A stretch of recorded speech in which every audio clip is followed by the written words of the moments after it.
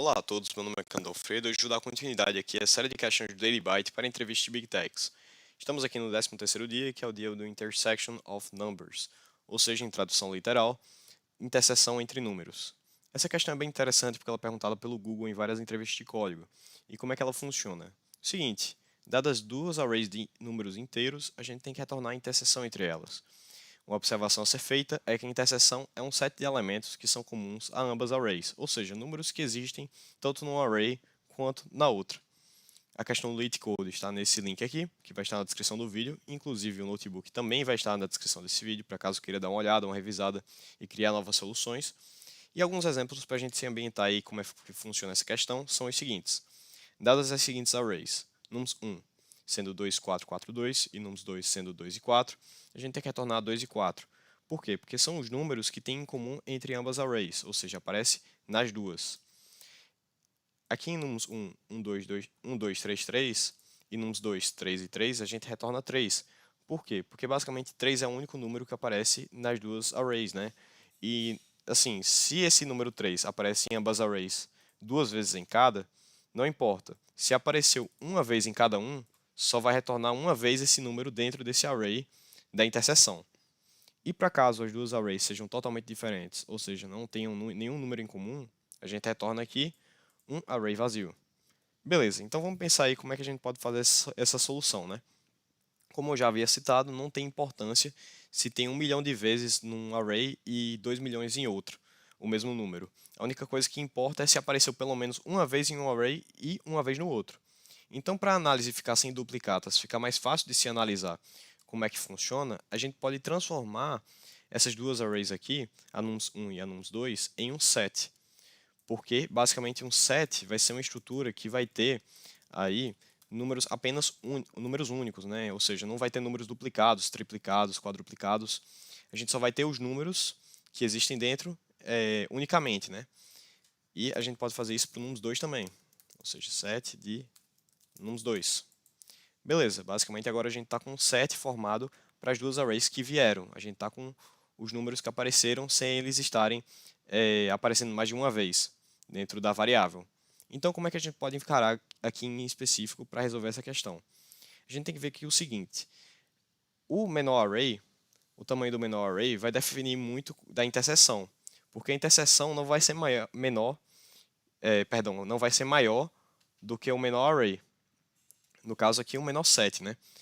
Então, o que a gente pode fazer? A gente pode pegar cada elemento que tem no menor set e ver se ele existe no maior set. Caso exista, a gente vai fazer o quê? Vai adicionar para a lista de interseção. Então, como é que a gente pode ver isso daqui? Se o nums1, no caso, for ter um tamanho menor que o nums2, né? Nums2, o que a gente faz? A gente faz o seguinte, a gente tem que criar uma lista dizendo, para cada elemento de nums1 que está em nums2, vai ser acrescido à lista, esse número. Então a gente vai colocar aqui para retornar uma list comprehension, que vai dizer que vai ser todo x para cada x que tem em nums1, se x estiver em nums2. Beleza, basicamente a gente criou nossa lista aí de todos os elementos x dentro de nums1 que existem em nums2. Em caso contrário, em caso de o nums2 ser menor que o nums1, a gente retorna aí return x for x in nums2 if x in nums1, ou seja, basicamente todo x para cada x dentro de nums2, se x existir em nums1, que nesse caso aqui, nesse else, o nums1 seria o set maior. Basicamente isso daqui é suficiente para resolver a questão. Vamos aqui rodar o código e vamos printar aqui as respostas. Lembrando que as respostas são 2, 4, 3 e string vazia, perdão, lista vazia. Vamos ver? Certo, 2, 4, 3 e lista vazia. O código está funcionando totalmente. Agora a gente vai proceder aí à análise de complexidade, começando aí pelo Space Complexity. Note que é o seguinte, a gente tem aqui nums1 que vai ser uma entrada aí de tamanho n e nums2 de tamanho m. Nesse caso aqui em específico, a gente está transformando o nums1 aqui em um set. Então a gente está criando aí, está alocando a memória dinamicamente para uma variável aqui, que no pior dos casos vai ter tamanho n. Ou seja, basicamente, o pior das situações é nums1 ter tamanho n. E nums2, a pior das situações é, a partir dessa conversão, a gente criar uma variável nums2, um set de tamanho m. Ou seja, seria basicamente quando o array vem só com números únicos, por exemplo. Então aqui a gente vai ter um space complexity O de n mais m, posto o fato que a gente não sabe qual dos dois é o maior, e na pior das situações eles têm tamanho diferente, né? E para time complexity, como é que a gente vai fazer? O seguinte, a operação crítica aqui, a operação que mais demanda time complexity, são essas duas aqui em específico de transformar nums1 e nums2 em um set.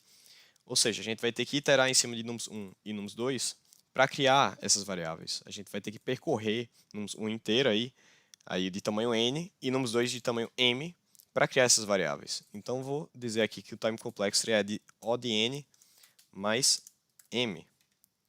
Beleza. Naturalmente, essas operações aqui têm time complexity ou igual ou menor. Então, basicamente, aqui é muito menos perigoso, enquanto aqui tem as operações críticas, pelo fato que a gente está criando uma lista que naturalmente vai ser menor aí que o menor dos sets, né? Então, basicamente, as operações perigosas aqui para a gente analisar space complexity e time complexity são essas duas aqui. Então, basicamente, isso daqui é análise de complexidade para o código, isso daqui é a questão do intersection of numbers. Espero que tenham gostado. Caso tenham dúvidas aí, algum feedback, algum comentário a fazer, por favor, deixem aí no vídeo. Deixem seu like, sua inscrição e até o dia de amanhã, com o dia 14 aí do desafio do Daily Byte. Muito obrigado e até a próxima.